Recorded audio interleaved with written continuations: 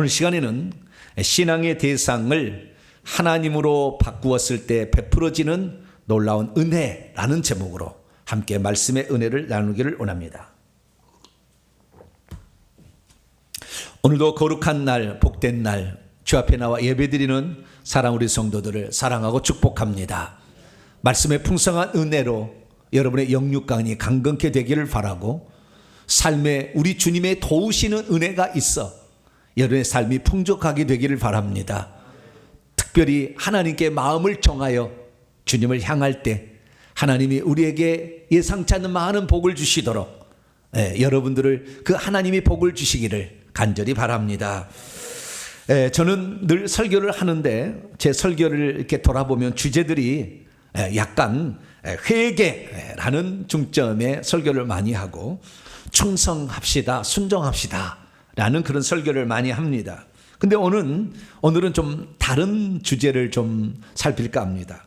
오늘은 주제가 사랑, 은혜, 자비, 긍휼, 이런 주제를 한번 정해 보았습니다. 그래서 평소 때 좀 다른 주제인데요, 그 주제를 통하여서 하나님께서 얼마나 우리를 은혜를 베푸고 있는 것인가 라는 사실을 한번 살펴보았으면 좋겠습니다. 우리가 은혜라고 말했을 때 이 은혜라는 말은 신약적인 용어입니다. 그래서 신약에는 은혜라는 말이 참 많이 나와요. 그래서 우리가 하나님의 은혜로 값없이 의롭다 하심을 받았다, 또 은혜와 그 믿음을 통하여 구속고 죄사함을 받았다, 은혜라는 말이 늘 많이 나옵니다. 그런데 구약에는 은혜라는 말이 잘 안 나오고요, 구약에는 인애 또는 인자라는 용어가 많이 나옵니다. 그 인애, 인자라는 용어를 히브리어로 뭐라 하냐면은 이렇게 표현합니다. 헤세드. 구약에 많이 나오는 용어는 헤세드라는 용어예요. 헤세드라는 용어는 인자, 인애, 긍휼, 자비, 호의, 친절함, 이런 것으로 번역이 되는 그런 단어인데요, 이건 히브리어입니다.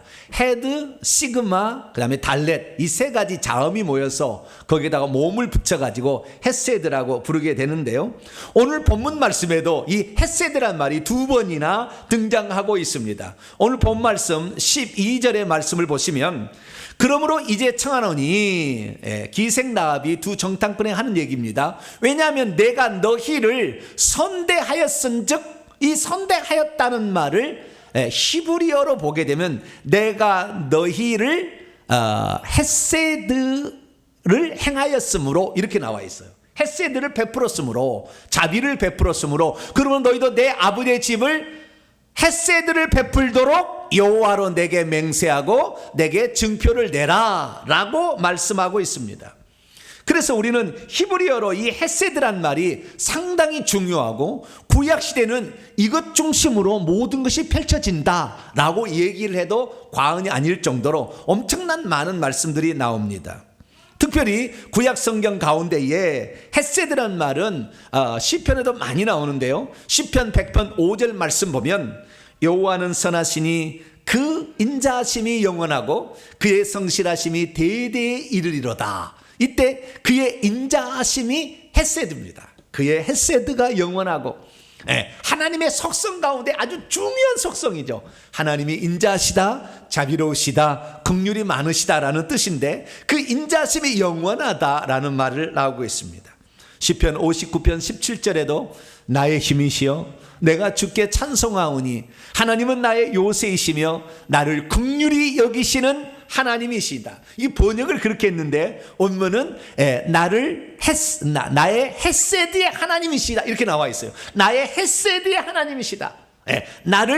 나에게 자비를 베풀어 주시는 하나님이시다, 이렇게 얘기하고 있는 것이죠.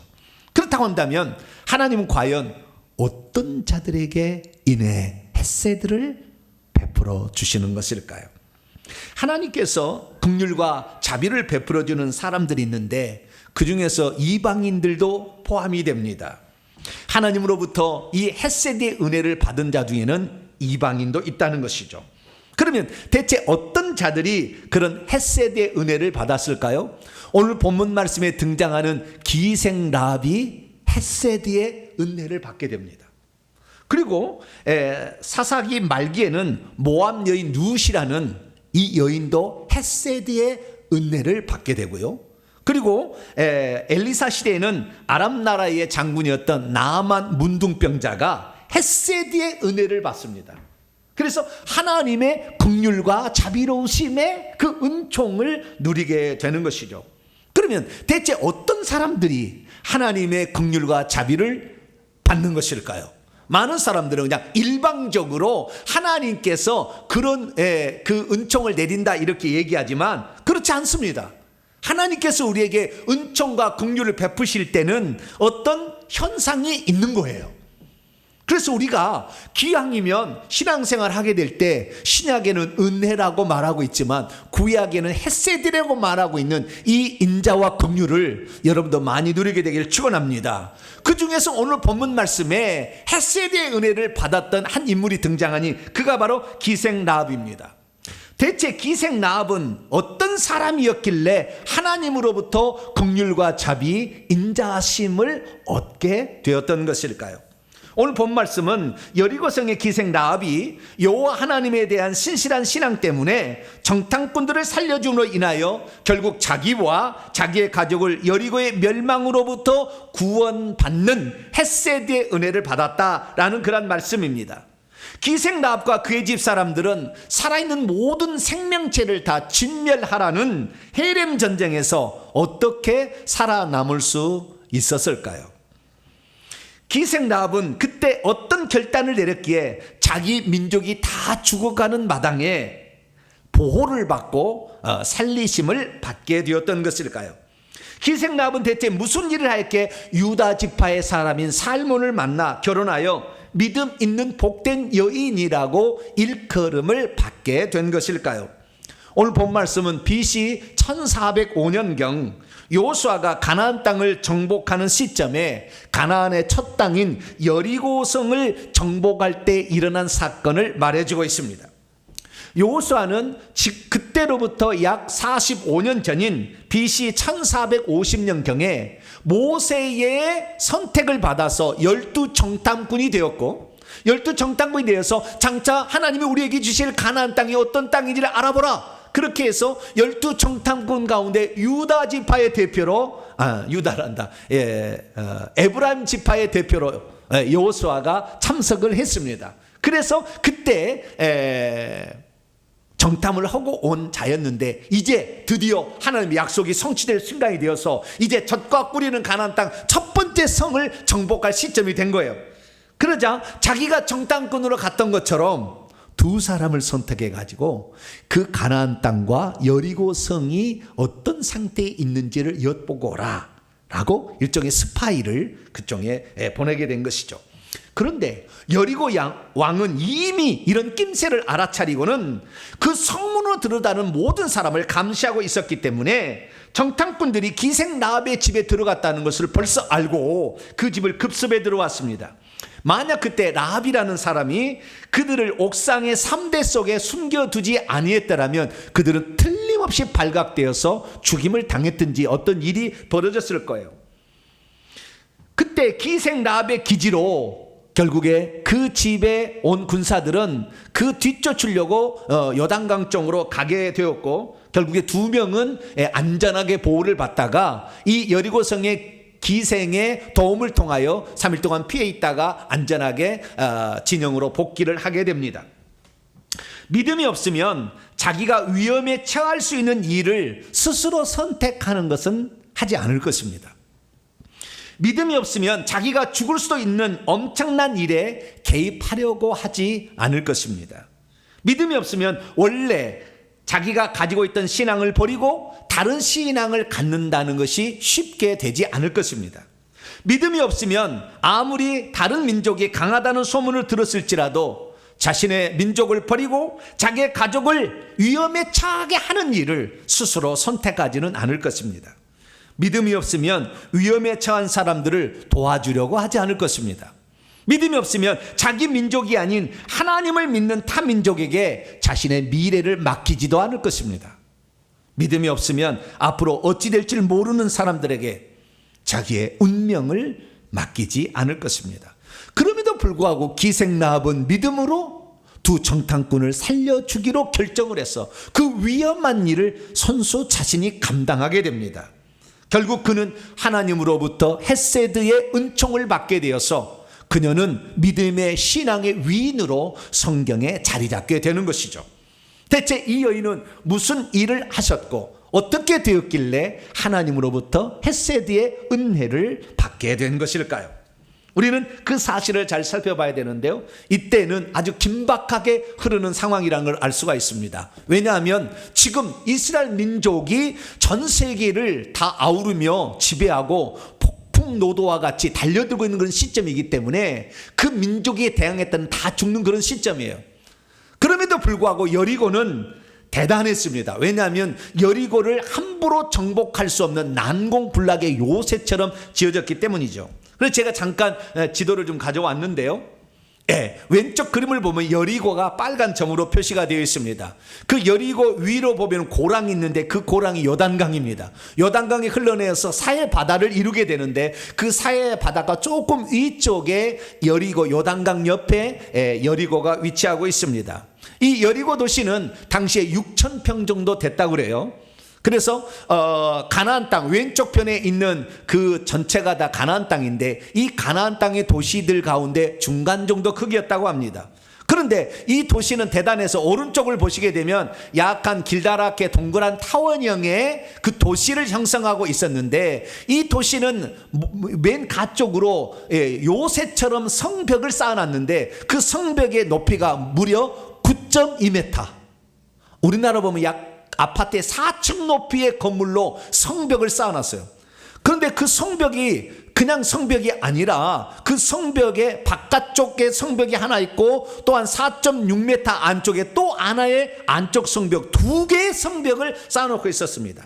바깥쪽의 성벽은 그 넓이가 약 1.8m 정도로서 마차 한 대는 충분히 지나갈 수 있는 그런 크기였고요. 안쪽에 그 성벽은 두께가 3.5m에서 두 대의 마차가 동시에 지나갈 수 있는 그러한 크기였다고 합니다. 그리고 중간에도 집을 짓고 살 정도로 그 중간에는 4.6m의 공간이 있었는데 첫 번째 성벽이 파괴되더라도 두 번째 성벽은 더 견고하게 지었기 때문에 이 성벽을 뚫고 들어가기가 어려운 난공불락의 요새였기 때문에 우리가 한번 버텨보자 라고 생각하고 여리고 왕이 단단히 단속을 하고 있었습니다. 그런데 이 여리고 성에 누가 살았느냐? 기생 라합이 살고 있었다는 거예요. 누가 살고 있었어요? 기생 라합. 근데 참 기생이란 말은 좋지 않는 얘기잖아요. 우리나라도 저 명월관 어디에 뭐 기생이 있었다, 저는 잘 모릅니다만은 그런 어른들로부터 얘기를 들은 게 있어요. 그런데 그 기생이었다 이렇게 얘기하는데 원문에는 기생이 아니라 창녀입니다. 원문에 보면 창녀라고 나와요. 이게 창녀가 살고 있었다라는 거예요. 그럼 우리가 생각할 때 창녀라면 대단히 안 좋은 쪽에 많이 생각을 하지 않습니까? 그런데 이 창녀라는 것이 창녀였을까라는 데서 의문점은 좀 있습니다. 자, 여러분의 성경책 2장 1절 한번 읽어볼까요? 자, 이 여자가 창녀였을까? 이것을 알려주는 중요한 단서가 여기에 나옵니다. 자, 읽습니다. 시작. 눈의 아들 여호수아가 시딤에서 두 사람을 정탐꾼으로 보내며 이르되 가서 그 땅과 가나안 땅과 여리고를 엿보라 하매 그들이 가서 라합이라는 기생의 집에 들어가 거기서 유숙하더니, 자, 정탐꾼이 쾌락을 즐기기 위해서 기생집에 일부러 찾아 들어갔을까요? 한번 생각을 해보시라고. 지금 정탐꾼이 얼마나 큰 막중한 사명을 가지고 왔는데 육체의 즐거움이나 찾으려고 기생집에 창녀의 집에 들어갔겠냐고. 그렇기 때문에 오늘날 모든 유대 학자들은 이 기생이라는 말을 다르게 생각합니다. 여관집 주인이다 이렇게 번역을 합니다.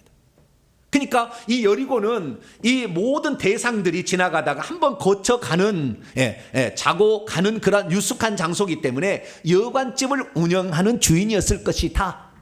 그런데 기생이란 말을 굳이 거기다 붙인 것은 그 사람들이 그 여자가 혹시 몸을 파는 여자였을 가능성도 염두에 두고 아마 나중에 신약 성경에도 이 여자를 언급하는데 히브리서 11장에 한번 언급하고 야고보서 2장에 한번 언급하면 꼭 기생이라는 말을 붙여놨다고요. 창녀라고.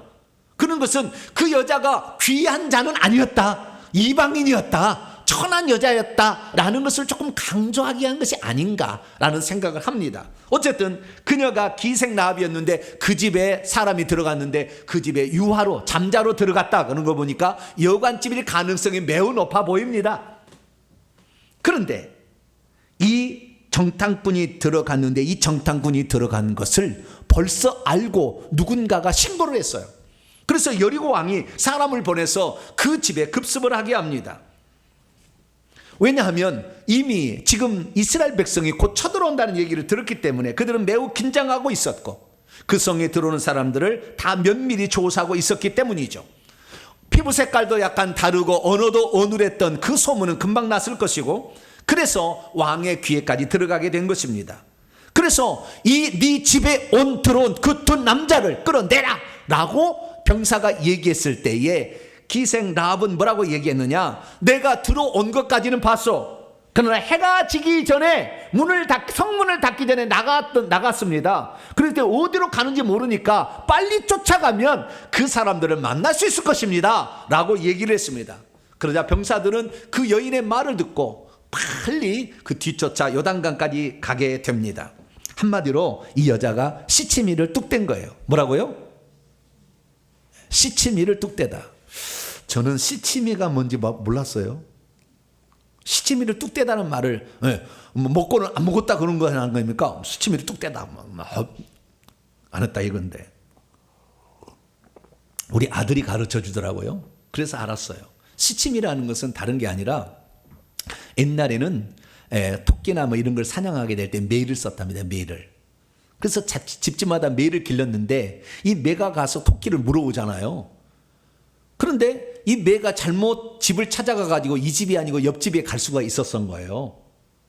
그런데 사냥을 잘하는 그 매를 좋아할 거 아닙니까? 그래서 옆집에서 그 옆집에 동물들을 잡아오는 매를 나의 매로 삼기 위하여 시치미를 뚝 떼는 거예요.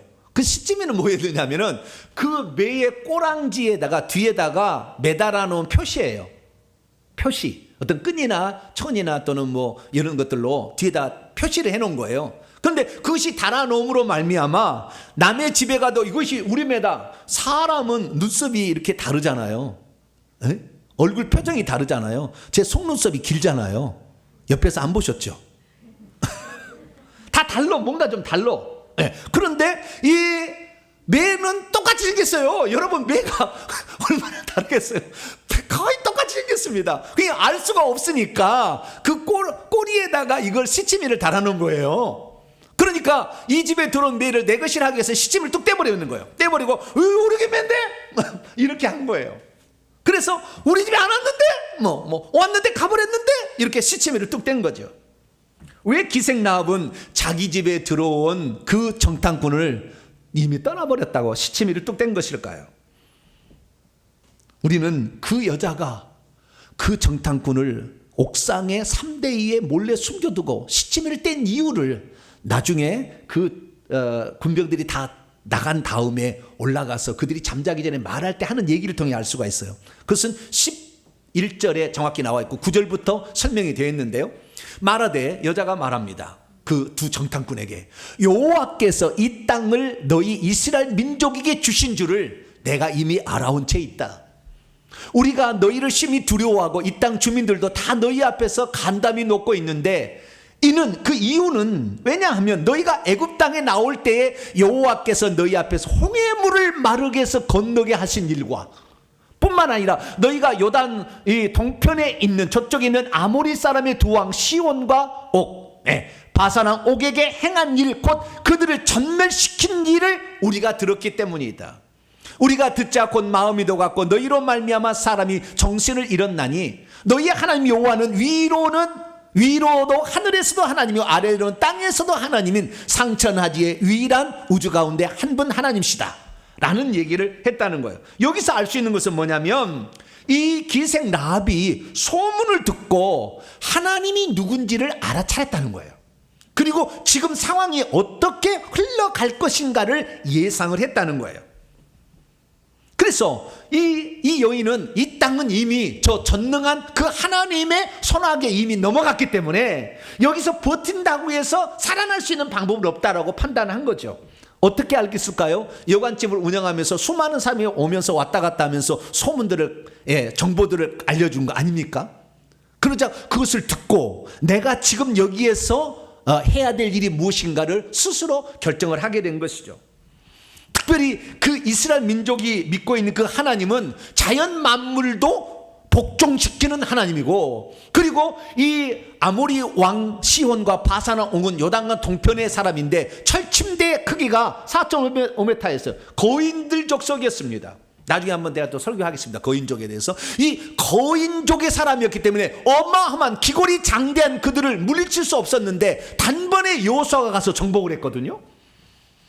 그러니까 그 이스라엘 민족 앞에 버틴다는 것은 있을 수 없는 일이라는 것을 벌써 정보를 통해 알고 있었습니다. 그래서 그 하나님이 어떤 하나님이고, 이 하나님은 온 우주 만물을 다스리며 이번 하나님이 결정한 것은 다 이루어진다는 것을 파악하고 있었던 이 기생 라합은 내가 여기에서 이 성과 함께 자멸해서 죽을 것인가, 아니면 이 상황에서 살 수 있는 방법을 선택할 것인가를 선택해야 되는 그런 상황에 처해 있었던 것이죠. 그래서 그때 그 여인은 자기 집에 들어온 2명의 손님, 여관집으로 들어온 그 손님을 딱 보고는 금방 이들이 정탐꾼이라는 걸 알았죠. 또한 벌써 사람들이 이 낌새를 채고 보고를 하러 가는데 눈치를 챘을 겁니다. 그러자 즉시 그 정탐꾼을 바로 옥상 위에 3대 위에 몰래 숨겨두고 있었던 거예요. 그러자 군사들이 그 집에 들이닥친 겁니다. 그러니까 이 여인은 지금 내가 이 하나님을 거역한다는 것은 불가능한 일이니까, 그러면 내가 이 2 정탐꾼을 만약에 살려주기만 한다면 그 하나님이 나에게 긍휼과 자비를 베풀어 주시지 않을까 라는 생각을 하게 된 것이죠. 그래서 그는 자기가 들은 모든 소문과 정보를 다 파악하고 하나님이 누군지를 잘 이렇게 파악한 다음에 그 하나님을 내가 의지하게 된다면 하나님이 나에게 자비를 베풀 것이다 라는 생각을 한 겁니다. 그래서 이 3대 순교주거는 왕의 군사를 따돌린 다음에 그들을 찾아가서 올라가서 옥상에 가서 이렇게 말했습니다. 이제 당신에게 내가 이렇게 청합니다.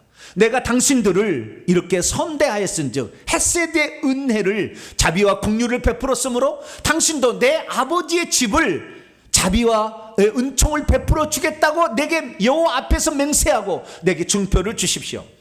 그리고 나의 부모와 나의 남녀 형제들과 그들에 속한 모든 사람들을 살려주어서 우리의 목숨을 살려주시오 라고 그들에게 말을 하게 됩니다. 훗날 이 야고보라는 예수님의 친동생이 야고보서라는 신약 성경을 썼는데, 야고보서에서 이 여인의 행동을 이렇게 평가하고 있습니다. 이와 마찬가지로 기생 라합이 사자들, 아까 2명이 정탐꾼이죠, 접대하여 환영하고 그들을 받아줌으로, 또한 다른 길로 나가게 내보낸 다음으로 내보내게 함으로 말미암아 행함으로 의롭다 하심을 받아 그녀의 행동이 참으로 잘한 행동이었다라고 이 야고보 장로는 그렇게 평가를 하고 있다는 것입니다. 그러면 이때 기생 라합이 이 정탐꾼을 숨겨두게 한 것은 하나님께서 꿈에 나타나서 내가 내일 2명의 정탐꾼을 보낼 거니까 그를 3대에 잘 숨겨두라, 꿈에 계시를 받았을까요? 하나님께서 강제로 주리를 틀어서 너는 그러지 않으면 너는 가만두지 않을 거야 그랬나요? 그러지 않았죠. 그녀는 지금까지의 모든 소문들과 그 다음에 그 하나님이 어떤 분이라는 것을 알게 되었을 때, 이 하나님이 온 우주 만물을 주관하신 분이니 이분께 은총을 얻으면 나는 살 수 있다, 그런 생각을 한 거 아니겠습니까? 그래서 결국에 정탐꾼을 숨겨두는 그런 일을 결정한 겁니다. 왜냐? 그렇게 되어서 혹시 이 일이 잘못되어서 발각되어서 내가 죽는 한이 있더라도 이 일은 잘한 선택이다 라고 그녀가 결정했기 때문이죠.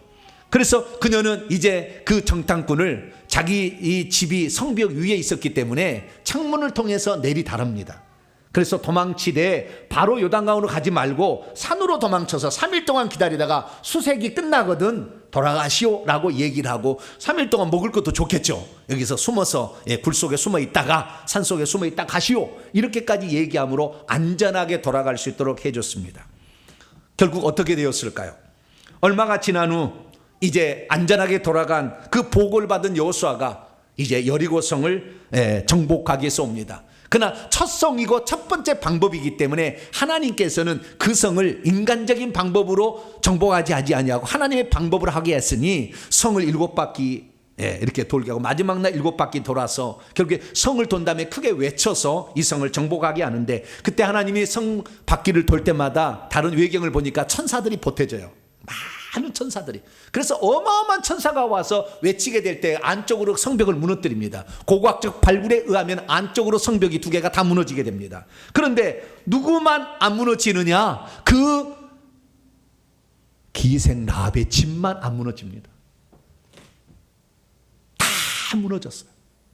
이 집만 안 무너져요. 결국에 은혜를 입게 되는 것인데, 이 하나님을 믿기로 그 하나님을 선택했던 기생 라합은 결국에 하나님한테 헤세드의 의뢰를 받게 되는데, 첫 번째 헤세드는 뭐냐? 그 집이 결국에 기생 라합의 선택 때문에 기생 라합과 그 집 사람들이 다 구출을 받았다는 거예요.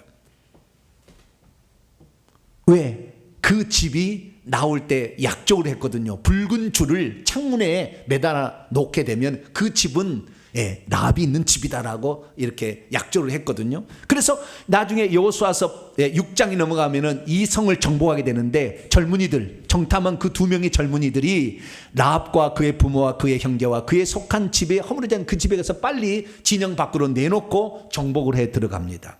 이 정복은 결국에 헤렘 전쟁이기 때문에 생명 있는 모든 것을 다 죽게 해요. 결국에 그래서 생명체를 다 죽이기 때문에 남녀노소 어린아이 짐승도 다 죽는데, 이 기생 라합과 그의 부모와 그의 형제와 심지어 그의 친척까지도 그 집에 있는 자는 다 살림을 받는 그런 일이 일어났습니다. 뿐만 아니라 그녀는 어떤 은혜를 받게 되냐면, 정탐꾼으로 그때 갔던 2명의 청년 가운데 한 사람이 샬몬이었는데, 이 샬몬과 결혼을 해가지고 자식을 낳는데, 자식이 누구냐? 룻기서의 주인공인 보아스예요. 보아스의 어머니가 바로 기생 라합입니다. 그래서 보아스가 또 모압 여인 룻과 결혼해서 오벳을 낳고, 오벳은 이새를 낳고, 이셋이 다윗을 낳으니까 다윗의 4대 고조 할머니가 기생 라합입니다. 그리고 다윗은 계속해서 20대 왕통이 이어지고 다윗의 30대 후손으로 예수님이 태어나니까 예수님의 직계 조상이 되는 이방 여인이었는데, 가나안 땅의 여인이었는데, 별로 좋지 못한 그런 직업을 가진 여인이었는데, 이런 여인이 예수님의 직계 조상이 되는 놀라운 축복을 받게 된 것이죠. 이방이었을 뿐만 아니라 청한 직업에 종사했던 사람이라 할지라도 하나님을 믿기로 선택하고 하나님을 의지했더니 하나님께서 그 여인을 복되게 해 주셔가지고 온 성에 다 멸망받는 과정 속에서도 그 집만을 하나님이 살려주시고 그를 유다 지파의 메시아의 조상이 되게 하는 놀라운 축복을 주었다는 것입니다. 믿음이란 여호와만이 상천하지 하나님이신 것을 믿고 그분의 뜻에 순복함으로 하나님의 헤세드의 은총을 받게 되는 것입니다. 그런데 우리가 여기서 한 가지 풀고 넘어갈 중대한 문제가 있습니다. 그건 뭐냐? 기생 라합이 거짓말했잖아요. 자기 옥상에 있었잖아요, 도망자들은. 그런데 이미 성문을 닫기 전에 나갔다 거짓말을 한 거잖아요. 그러면 이 여자의 거짓말의 죄는 어떻게 되는 것입니까? 거짓말 해도 되는 것입니까? 어떤 사람은 이 여자의 행동을 거짓말이라고 하지 않냐고 기지를 발휘했다 이렇게 얘기합니다. 뭐라고요? 저는 시치미를 뚝 뗐다 그랬는데 기지를 발휘했다. 여러분, 기지를 발휘했든 뭐했든 간에 그 여자가 거짓말한 건 사실 아니에요? 그러면 하나님은 거짓말을 어떻게 보는 것입니까? 출애굽기 20장 6절 말씀을 보게 되면 이 내 이웃에 대하여 거짓 증거하지 말라, 10계명의 제 9번째 계명으로 하나님 못을 박았습니다. 거짓말하지 말라, 이것은 죄다 라고 분명하게 하나님께서 선언을 하신 것이죠. 그러면 이 여자가 한 말은 거짓말이지 뭐 참말은 아니지 않습니까? 그러면 이 여자가 거짓말한 죄는 어떻게 되는 것입니까? 여러분, 신약 시대에 들어와서요, 거짓말의 죄는 그 어떤 죄보다도 더 큰 죄라고 합니다. 왜 그러냐? 자, 먼저 이 거짓말의 결과들에 대해서 우리가 거짓말하게 되면 어떻게 되는지, 예수님이 어떻게 얘기하는지부터 살펴봅시다. 요한계시록 21장 8절을 보면은 거짓말하는 자는 불과 유황으로 타는 못에 불못 지옥에 던져진다고 분명히 말씀하고 있습니다. 요한계시록 21장 27절에 하면은 거짓말을 하는 자는 결코 새 예루살렘 성 안으로 들어가지 못한다고 분명히 말씀하고 있습니다. 요한계시록 22장 15절에 의하면 거짓말을 좋아하고 지어내는 자는 다 성 밖으로 쫓겨난다 라고 분명히 말씀하고, 천국에 못 들어간다라고 분명히 말씀하고 있어요. 그러면 왜 그 많은 죄들 가운데 거짓말의 죄를 하나님이 이렇게 강하게 푸시를 하는 것일까요? 그것은 거짓은 마귀에게 속한 속성이기 때문에 그렇습니다. 진리는 예수 그리스도 하나님에게 속한 것이기 때문에 그렇죠. 내가 곧 길이요 진리요 생명이라. 요한복음 14장 6절, 요한복음 17장 17절에 아버지의 말씀은 진리다. 하나님은 진리세요. 그럼 마귀는 무엇입니까? 마귀는 거짓의 아비입니다.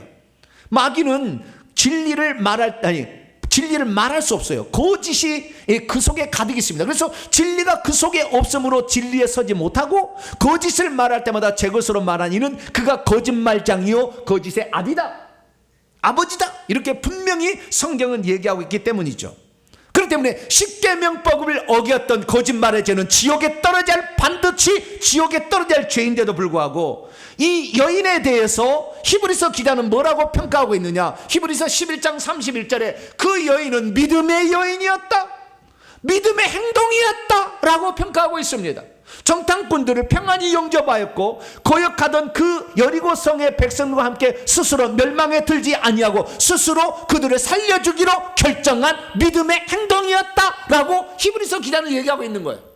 아니, 분명히 거짓말을 했음에도 불구하고 어떻게 이 여인의 행동을, 히브리서 11장에 나와 있는 모든 사람들은 천국 들어간 사람이에요. 특히 상당히 계급이 높은 사람들이 히브리서 11장에 아벨부터 쭉 기록이 돼 있어요. 그런데 거기에 기생 여자인 라합이 들어가 있다 그 말이에요. 천국에서 높은 신분이에요. 그러면 그 여자의 그러면은 거짓말한 죄는 어떻게 되느냐는 거예요. 우리는 여기에서 아주 중요한 사실을 발견해야 됩니다.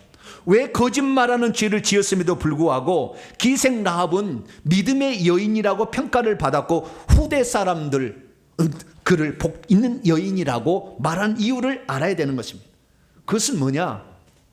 그가 하나님을 믿지 않는 다른 신을 숭배하고 우상을 숭배하고 있었다가 하나님을 믿기로 결정했을 때 하나님께서는 자질구레한 죄는 덮어버리세요.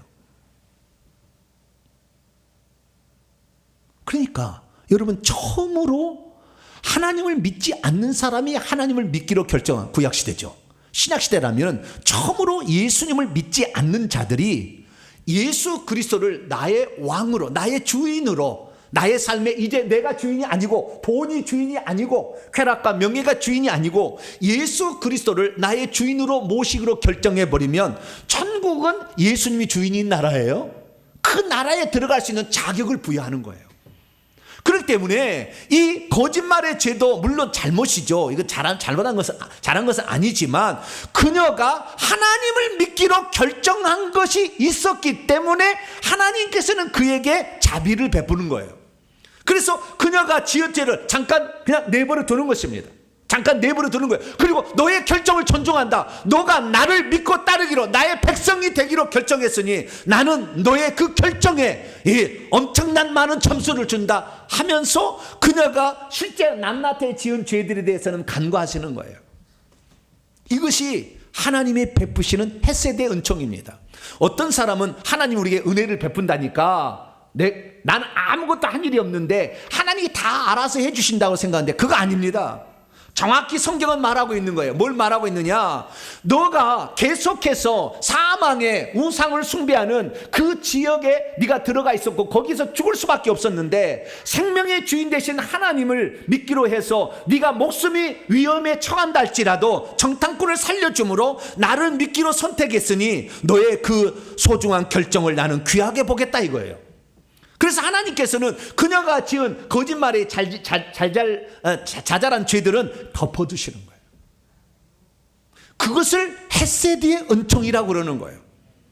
그러니까 우리가 예수 믿는 사람들이 만약에 지은 죄를 낱낱이 고백해야 회개를 통해서 천국 들어갈 수 있다고 한다면 이 모든 죄를 다 회개해서 천국 들어갈 사람은 없잖아요. 왜? 잊어버린 죄도 얼마나 많은데, 생각으로 지은 죄도 얼마나 많은데 그 죄를 다 회개합니까? 회개할 수 있습니까? 불가능한 거예요. 그래서 하나님께서는 모든 것을 제쳐놓더라도 다른 신을 숭배하지 않고 나를 하나님으로, 나를 구원자로 너희들이 믿게 된 것을 나는 소중하게 여겨서 나는 그것을 보고 네 죄를 다 용서해주고 그 전에 예수 믿기 전에 지었던 모든 죄를 용서해 주시고 이제 너는 내 자녀가 되게 하겠다라고 하나님이 결정하는 것이죠.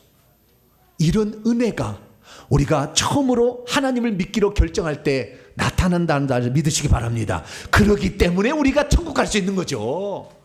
낱낱이 죄를 다 회개한다면 아무도 천국 갈 사람이 없는 것입니다. 그래서 사도 바울은 이런 얘기를 합니다.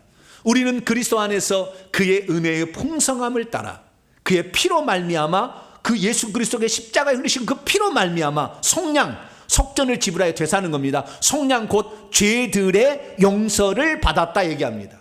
여기 보니까 우리가 낱낱의 죄를 자백함으로 죄 용서를 받는 것도 있지만 이것은 예수 믿고 난 후에 지은 죄들 그렇게 하는 것이고 예수 믿기 전에 지었던 죄들은 십자가에 예수님이 죽으신 이유를 믿어서 믿는 거 아닙니까? 우리는 죄인이어서 죄값으로 당연히 지옥 가야 되는데 이 죄를 대신해서 예수님이 대신해서 십자가에 피 흘려 죽으심으로 내 죄를 용서해 주셨다는 사실을 믿음으로 우리는 예수 믿기 전에 지었던 모든 죄를 용서받는 거예요. 할렐루야. 그렇기 때문에 우리가 천국 갈 수 있는 거예요. 만약에 이 예수 그리스도를 믿는 것뿐만 아니라 네가 믿기 전에 지었던 낱낱의 죄를 다 회개해야 천국 간다면 천국 갈 사람이 없는 거예요. 그래서 우리는 알아야 됩니다. 골로새서 1장 14절에도 그 아들 안에서 우리가 죄사함 고 속량을 받았다 얘기하고 베드로서 1장 18, 19절에도 우리가 우리 조상들이 우상 숭배하며 살았던 헛된 행실에서 대속, 속죄를 받게 된 것은 회개가 아니라 금이나 은같이 없어질 것으로 된 것도 아니고 오직 흠없고 점없는 어린 양 같은 그리스도께서 십자가에 흘리신 피로 된 것이다. 그렇기 때문에 우리가 예수 그리스도를 처음으로 믿게 될 때는 그 전에 우리가 지었던 죄를 다 주님이 삭혀주는 거예요. 그래서요, 죄 용서라는 단어를 제가 헬라어로 살펴봤어요. 그랬더니 죄라는 하마리티아의 용서, 이 용서라는 아피에스인데 아페시스입니다. 아페시스라는 이 용서라는 말은 원래 내버려 두다라는 뜻입니다. 떠나게 하다, 버려두다, 내버려두다, 삭혀주다, 삭감하다, 면제하다, 그 다음에 용서하다 이런 뜻인데요. 이 내버려두다는 거예요. 그러니까 하나님께서는 그 여인이 하나님을 선택한 것을 보고 다른 죄들은 내버려둔 거예요. 그냥 그것은 지금 생각하지 않겠다. 그건 나중이고 지금 너는 나를 믿기로 결정했으니 내 백성이 되게 하겠다. 할렐루야. 룻이라는 여인이 자기 시어머니 나오미를 통하여 하나님을 알았더니 내가 시어머니를 따라하는 것은 평생에 고생할 일을 가는 거지만 그 하나님을 놓치지 않기 위해서 자기 동서도 돌아가지만 나는 시어머니를 따라가겠다 해서 주의 날개의 그늘 아래 들어온 그를 하나님이 기뻐하시고 그가 어떤 죄를 우상죄를 지었더라도 그를 용서해 주시고 룻이라는 여인을 메시아의 조상으로 만들어준 것과 똑같은 이치입니다. 그래서 우리가 그 어떤 것보다도 예수 그리스도를 나의 주님으로 주인으로 섬긴다는 것은 복된 일입니다. 할렐루야. 그 일이 얼마나 큰지 다른 죄들은 하나님이 눈 감아주시고 죄 없다 하시고 너희가 긍휼과 자비를 베풀어 주겠다 해서 우리의 죄들을 눈 감아주시는, 그래서 죄 없다고 하늘에서 선포해 주시는 그 놀라운 은혜가 우리에게 있기에 우리가 구원을 받은 줄로 믿습니다. 뿐만 아니라 이렇게 하나님을 믿기로 결정을 하게 되고 그런 자들에게는 어떤 은혜까지 주시느냐, 또 하나의 은혜를 더 주십니다. 그것은 뭐냐면 그 사람으로 말미암아 그 집안 모든 사람이 구원받을 수 있는 기회를 주십니다. 정탐꾼을 숨겨둔 사람은 그의 아버지가 아니었어요. 기생 라합이었습니다. 그런데 기생 라합의 목숨 건 그 행동 하나로 결국에 그 집의 모든 사람들이 나중에 살게 됩니다. 전멸을 당했다니까요. 동물까지도 다. 그런데 그 집사람만 이렇게 살게 된 것은 그렇게 하나님을 믿기로 어떤 사람이 하나를 결정을 하게 되면, 처음으로 그 집안에 예수를 믿기로 결정을 하게 되면 그 사람 하나로 말미암아 그 집안의 모든 사람이 다 구원받을 수 있도록 하나님께서 기회를 주는 것이 긍휼과 자비의 헤세드의 은혜예요. 그러니까 헤세드의 은혜는 주님을 선택했다는 그것 때문에 하나님은 지은 죄들을 간과하시는 것도 있을 뿐만 아니라, 너가 그걸 선택했기 때문에 너만 구원받을 수 있게 해주는 것이 아니라 너를 통하여 너의 가족 식구들도 다 구원받게 해주겠다는 것이 헤세드의 두 번째 은혜입니다. 할렐루야. 그래서 사도 바울은 빌립보 간수가 죽으려 했을 때에 그에게 말하지 않습니까? 어떻게 말하냐? 너는 주 예수를 믿으라. 그리하면 너와 내 집이 구원을 받으리라. 너가 주 예수 그리스도를 받아들인다고 한다면 너뿐만 아니라 너의 집 모든 구성원이 구원받을 수 있게 하겠다. 그래서 구약시대의 아브라함이 그 조상까지 다 우상 숭배하고 살았지만 아브라함이 하나님을 믿기로 결정을 하니까 그의 집사람들이 다 구원을 받고 믿음의 족장들로 만들어지는 거예요. 할렐루야. 왜? 그가 처음으로 하나님만을 믿고 그 말씀을 따라가기로 결정했기 때문에. 그리고 여러분들이 마찬가지입니다. 오늘 내가 주일날 놀러 갈 수 있어요. 그러나 나는 이 예배를 드리러 가겠다는 그 결정이 있는 순간 여러분의 헤세드의 은혜가 오기 시작하는 거예요. 여러분이 설령 그까지 잘못된 삶을 살았어. 하나님 눈 감아주기 시작하는 거예요. 그래서 우리가 사는 것입니다. 그런데 우리 평생에 늘 주님이 싫어하는 일을 감당하고 그런 일 하다가 하나님 내게 은혜를 베풀어. 아나 은혜. 여러분, 평소 때 우리가 예수 그리스도를 믿고 나서도 늘 회개하면서 살게 됐을 때 우리가 혹시 회개치 못해서 남아있는 죄도 그때 같이 용서해 주는 것이지, 평소에 회개를 안 한 사람이 주님 내 죄를 용서해 줘, 죽을 때 그런다 용서해 줄 것 같아요? 우리는 하나님이 베풀어 주는 자비와 긍휼의 은혜가 어떻게 오는지를 알아야 돼요.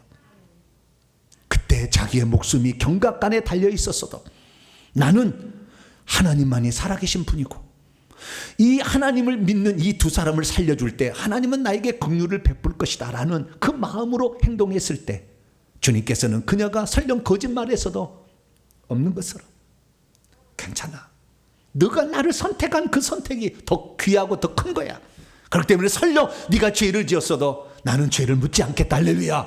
그래서 그 여인이 결국에 구원을 받게 되고 그 여인의 그것을 믿음의 행동이라고 평가하게 해주고, 뿐만 아니라 그 여인의 태를 통해서 다윗과 20명의 왕들이 나오고 주 예수 그리스도가 태어나는 놀라운 은혜를 주신 줄로 믿습니다.